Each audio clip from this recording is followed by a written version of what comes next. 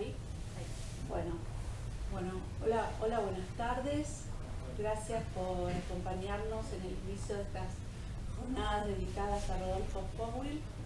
Quisiera agradecer especialmente al Malva, que siempre nos acoge con esta iniciativa que venimos realizando desde el 2012, que comenzamos junto con Noé Gitric y Roberto Ferro, que lamentablemente ya no están, y con la que intentamos provocar nuevas lecturas sobre la obra de escritores argentinos. Gracias a Soledad Constantini, a Magdalena Ruppe, a Carla Scarpati, a Cristian Constantini, a Andrés Smith, Sebastián Godoy y a todo el equipo del museo. También muchas gracias al Instituto de Literatura Hispanoamericana, a la Junta Consultiva, a la Facultad de Filosofía y Letras de la Universidad de Buenos Aires y a Jerónimo Ledesma. Y por sobre todo, muchas gracias a quienes nos acompañarán en estos 2 días de jornadas, un compartir que valoramos dadas las condiciones actuales de producción de escritores, de investigadores, de gente de letra. Una situación que en estas circunstancias riñe con la frase de Rodolfo Fowil, que en tanto interpelador, subversivo, opone la buena escritura a la supuestamente mala de un profesor de letras. Esa tensión sobre la que ha reflexionado también el escritor Carlos Correa acerca de la necesidad de la práctica institucionalizada, tan difícil de llevar adelante en estos momentos y que dificulta precisamente este compartir de la buena escritura. No obstante, por prepotencia de trabajo y por la puesta en valor del arte y la literatura, que no sirven para nada, y esa es su resistencia, sobre esa singularidad que no tiene función, porque la literatura nunca está ahí, sino siempre entiende hacerse, de reinventarse, seguimos insistiendo en la realización de estas jornadas para pensar y revisitar juntos la poética de Rodolfo Fowil, para discutir, interpelar y poner en crisis el peso de un artesanado de estilo de un escritor como Fowil, que hace estallar lo establecido, erosionando todo suelo donde posarse para traducirse en una escritura abierta que se replica, que se repliega y se proyecta hacia adelante. Un lenguaje poético que trabaja en el revés del mundo, pero que al friccionar y horadar insistentemente en él, se acerca peligrosamente a la realidad como un pintor miope o hipermétrope. Una literatura que viene a provocar a no dejar que los días se aplasten contra el vidrio plano de la memoria y del bienestar. Un narrar con maestría lo cotidiano, lo mediocre, el acontecimiento y así desautonomizar.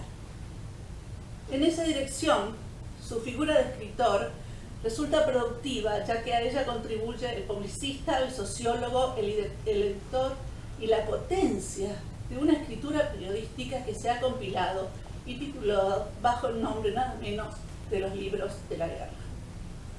Al considerar el paso de las distintas décadas durante las cuales Fowil va produciendo su escritura, es ineludible reflexionar sobre la herencia semántica y la herencia cultural del proceso de la última dictadura, que produjeron una gran cantidad de textos y discursos que pusieron en cuestión las ideas de derrota o de victoria, propias ajenas, pero no precisamente bajo un análisis profundo, distanciado de esas tensiones, una afirmación de la que me hago cargo, por cierto, bastante problemática, dado que aglutina un conjunto de peros y aristas que se suman y se restan al debate en torno de una problemática que continúa siendo insoslayable en tanto replica y se extiende a lo sucedido en la Argentina durante los 80, los 90, los 2000 hasta la fecha.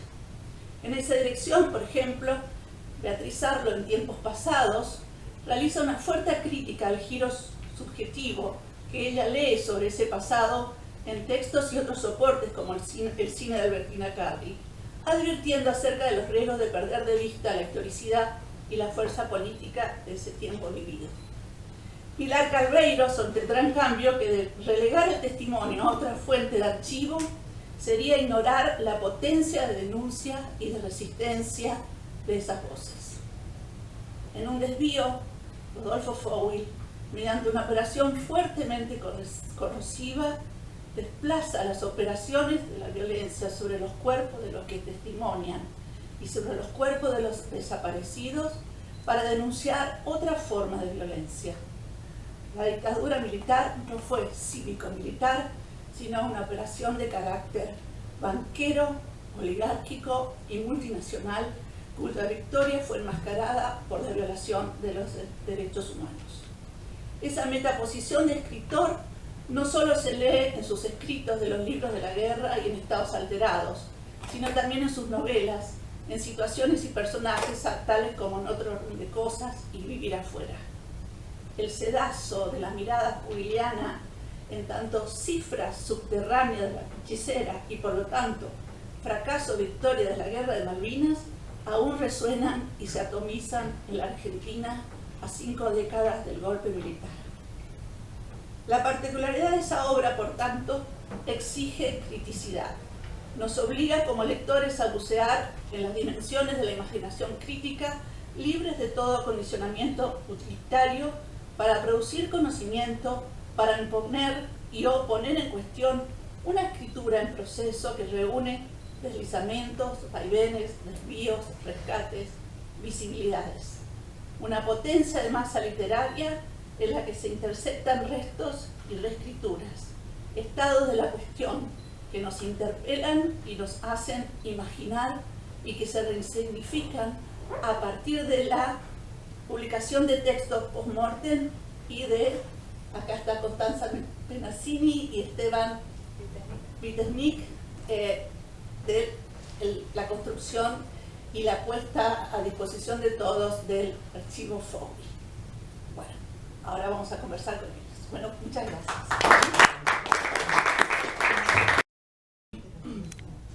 Bueno, yo también agradecer, no voy a nombrar a cada uno porque Silvana ya se encargó de nombrarlos a todos y todas. Van también mis agradecimientos. Y no, por mi parte simplemente citar, quería citar a Noé Gittrick, impulsor de las jornadas junto con Roberto Ferro y Silvana desde el 2012. Y él decía que estas jornadas consisten en volver sobre lo que anima, cuestiona, hace vibrar y promete variantes y cambios. Entonces, fin de la cita de Noé. Entonces, frente a tentativas de definición de la poética del Fouil y sus figuraciones de escritor, como tentativas de definición como decir que es incómodo, transgresor, provocador, que escribe a contrapelo, escribió contra todo y contra todos, la idea siempre de estas propuestas de jornadas, de lecturas y de intervenciones tiene que ver con desestabilizar los términos, poner en cuestión y volver a leer para precisar, afinar o poner en duda lecturas, palabras y pensamientos sobre su obra. Y por otro lado también me parece que estas jornadas tienen el afán de poner en circulación, volver a poner en circulación la palabra de todos nosotros, pero del escritor en este caso, y la obra, ¿no? Que muchas veces, muchos de los escritores que hemos trabajado en estas jornadas son escritores que presentan una tensión entre el mercado, digamos, que no los contempla muchas veces, que muchas veces sobre todo en librerías no encontramos sus obras y sin embargo tienen la valoración muy otra y mucho más profusa de escritores y críticos que los trabajan. Así que bueno, esto es como el inicio a esa invitación y a la espera de que así sea y bueno, poder compartir, ¿no? Esa circulación de la palabra aquí en Malta. Bueno, buenas tardes. Yo solamente quisiera sumar un agradecimiento al Grupo Mondongo que nos dio un retrato en hilo muy hermoso que hicieron de Fouil para las piezas gráficas con las cuales intentamos promocionar y dar a conocer esta actividad. Y también sumar un agradecimiento personal a Silvana López, que me invitó sostenidamente, primero como expositora y hace ya 2 ediciones como parte del comité de organización de las jornadas del instituto. Yo soy egresada de la UBA, pero una egresada ya muy mayor. Me fui, terminé la carrera de letras en el 2005, después hice el doctorado en la Universidad Nacional de La Plata, así que un poco volver a trabajar con Silvana, a quien conozco hace más de 20 años, es un poco volver a la UBA y también volver a escuchar a los que fueron mis docentes y mis referentes, así que estoy muy agradecida. Así que bueno, eso quería agradecer. Muchas gracias. Nos parece fundamental el armado del archivo FOWIL y lamentablemente Verónica Rossi, quien llevó adelante esa tarea, no va a poder participar en estas jornadas y también el MALVA tiene que ver con ese archivo. Yo he invitado así de un día para el otro a Constanza Penazzini y a Esteban Vitesnik para que pasen y nos cuenten un poco cómo fue toda esa tarea. Virginia, quédate por acá. Bueno, nosotros venimos en representación del equipo de curaduría del Museo del Libro y de la Lengua, que depende de la Biblioteca Nacional, Mariana Moreno. Yo además pertenezco al Instituto de Literatura Hispanoamericana, tengo esa doble función, trabajo en la facultad, soy docente en la facultad y además investigadora y además trabajo en el museo. Pero nosotros venimos hoy a contarles un poquito en qué consistió la muestra que hicimos sobre FOWIL, que se llamó FOWIL Muchacho Punk y estuvo, ¿cuántos meses? De diciembre a julio. Sí, estuvo. Bueno, agradezco la invitación. No, al contrario. A Silvana, a Denise, a Virginia. Y sí, estuvo más de 6 meses la muestra. Obviamente hubo un trabajo previo, como lo mencionó Silvana, de Verónica Rossi, Sí. fue la archivista que hizo todo el trabajo, ingresando a la propiedad donde vivió en los últimos años Rodolfo Enrique Fowl, hizo todo el trabajo de archivo. Y también algo que vengo repitiendo y quiero señalar una vez más, porque el público se renueva, como dice en Instagram, que quiero destacar el gesto de la familia, de los hijos, de Vera, de Andrés, de Pilar, de José y de Francisco, de haber donado el archivo a la Biblioteca Nacional. Como bien ustedes saben, son todos del mundo académico, los archivos de escritores son muy apreciados, muy codiciados, y lamentablemente hay toda una cultura en nuestro país de la no conservación y que muchos archivos se terminan, digamos, depositados o comprados por universidades extranjeras que tienen más plata, más dinero y obviamente mejores recursos. En este caso, gracias al gesto, insisto, de los hijos herederos de FOWIL y por decisión unánime de ellos, el archivo hoy está en la Biblioteca Nacional hace ya un par de... Después, insisto, con el trabajo previo de Verónica Rossi, ingresó a la Biblioteca Nacional y es así que hoy en día todos los investigadores pueden acceder a ese tan apreciado archivo. Quería no dejar de mencionar este gesto que a mí me parece invalorable. Sí, exactamente. Verónica trabajó 10 años más o menos con el archivo en el último departamento de FOWIL, y en 2022 ese archivo donado por la familia ingresó a la Biblioteca Nacional. Ahí fue vuelto a catalogar y puesto en valor. Y bueno, desde el museo quisimos hacer una muestra para mostrar ese archivo que es un archivo impresionante. Vamos a decirlo, bueno, no siempre los archivos tienen tanto material, son tan interesantes, pero en este caso sí lo es. Y bueno, y para eso nosotros nos acercamos, todo el equipo nos acercamos al archivo. Hoy hablábamos con Esteban, definitivamente la forma de acercarse al archivo cuando uno está haciendo una investigación y cuando uno quiere hacer una muestra es diferente. Claro. Es completamente diferente. Nosotros queríamos un poco reproducir ese gesto generoso de la familia de poner a disposición ese material, lo queríamos hacer con el público general y poder mostrar mucho de ese archivo. Normalmente no se muestra tanto en las muestras. Una página de manuscrito, una cosita. Nosotros esta vez hicimos un poco, mostramos mucho, trabajamos con un montón de cosas, inclusive de material que no está en la biblioteca. Hay parte de material que se quedó en la familia y a lo que nos dieron acceso con una generosidad infinita, y trabajamos mucho para hacer un recorte de las cosas que queríamos mostrar, que era una decisión que teníamos que tomar, que era, por ejemplo, con los mails personales, que eran digamos, a un montón, a mucha gente del campo de la intelectualidad, decidir exactamente qué es lo que queríamos mostrar de eso, teniendo en cuenta que por ahí los contextos de disputa, de debate, qué sé yo, no se podían reponer. Y también con respecto a la muestra, teniendo en cuenta que mucha de la gente que va a las muestras probablemente no haya conocido, porque que iba a la muestra por ahí no conocía Fowell. Entonces, bueno, se discutió mucho, miramos mucho el material. Esteban, que es el lector más curioso de Fowell en el grupo, es el que propuso un recorrido, que después todos trabajamos con eso, que tenía que ver con las facetas. ¿Querés contar vos un poco? Sí. Brevemente, tampoco quiero, digamos, utilizar el tiempo que ya está pautado. No, simplemente todas las muestras que hacemos en el museo las planteamos con un guión para como forma de trabajo, y a partir de ahí, digamos, empezar a tirar ideas como una suerte de brainstorming donde, digamos, compartimos ideas que se llevan adelante o no.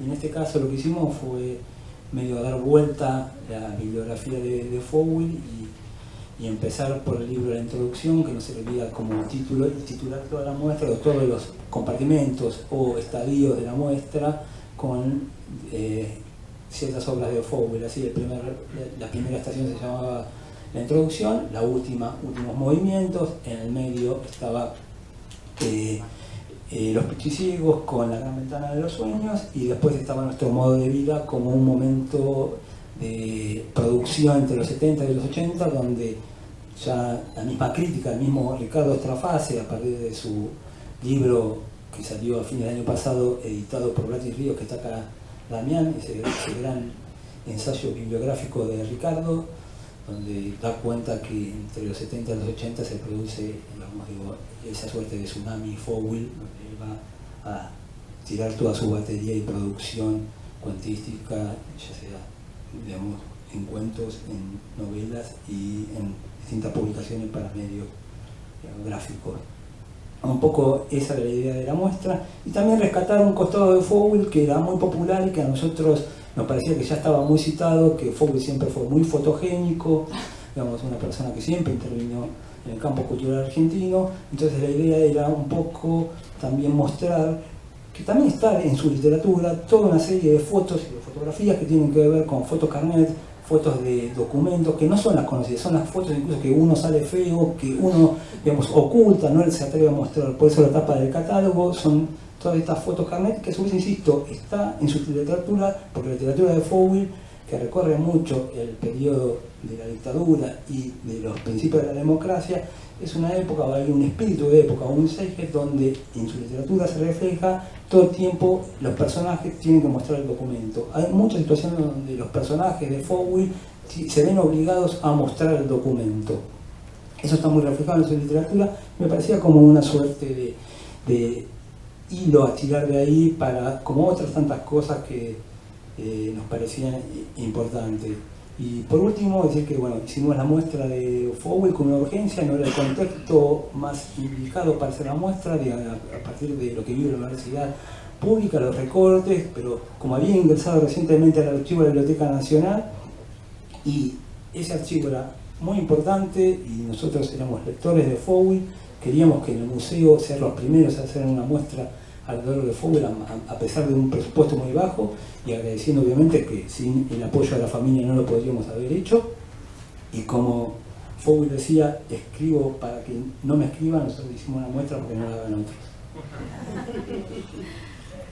¿Podés contar un poco de Sí, esto, iba a contar un poquito sobre esto. Antes iba a decir solo una cosita, que es que en la muestra tratábamos de mostrar las distintas facetas de Fowell, y esto lo comento para que sepan quienes no conocen el archivo. Por ejemplo, había un espacio cerrado en donde estaban una edición, ¿no? Algunos de los focus group en los que hacía Fowell cuando tenía su agencia de publicidad. Así que es muy interesante verlo ahí interactuar. Además de muchas de las publicaciones que tienen que ver con sus intervenciones públicas, que tienen que ver con el contexto inmediato, con sus intervenciones políticas, digamos. además de los libros, además de, y también además de su quehacer como editor. Bueno, esto es el catálogo de la muestra realmente, pero nosotros decidimos hacer un catálogo con textos originales, con textos, porque nos interesaba mucho que las lecturas fueran actuales, que se volviera a leer a Fowell a la luz del presente. Así que, excepto por el texto de Vero Rossi, que es un texto que ya habían publicado, que tiene que ver con la experiencia de la clasificación de ese archivo, los demás son todos textos que escribieron muy amablemente, porque lo que les dimos fue muy poco, vamos a decir la verdad. Ricardo Estraface, Damián Ríos, que está acá con nosotros, Carlos Gamerro, Oscar Steinberg, Diego Erland, Alejandra Laera, Pablo Llanera, Fernando Noy, y bueno, como decía, y Vero Rossi, que nos dio ese texto, que estaba buenísimo porque para poder entender la prehistoria de ese archivo que había llegado a la biblioteca. Así que así fue como a cada uno le pedimos un poco que trabajara con alguna línea que ya había trabajado mucho. En el caso de Ale Laera, Fowell y el dinero, pero Alejandra vino a ver la muestra, entonces el texto habla de la muestra también y de cosas que descubrió en la muestra, y así fue como produjimos esto, que está, no sé si ya está en línea, pero si no está en línea va a estar en línea y se va a poder descargar gratuitamente, y si no está en la librería de la Biblioteca Nacional siempre se pueden comprar los catálogos. ¿Vos no querías? No, yo lo único que quería era agradecerte muchísimo, porque bueno, fue así, algo de último momento que los dos accedieron a venir, porque bueno, nos parece fundamental la presencia de ustedes aquí, con todos los que organizaron, y la disponibilidad de ese enorme y bellísimo archivo que es el de Rodolfo Fowell. Así que bueno, muchísimas gracias y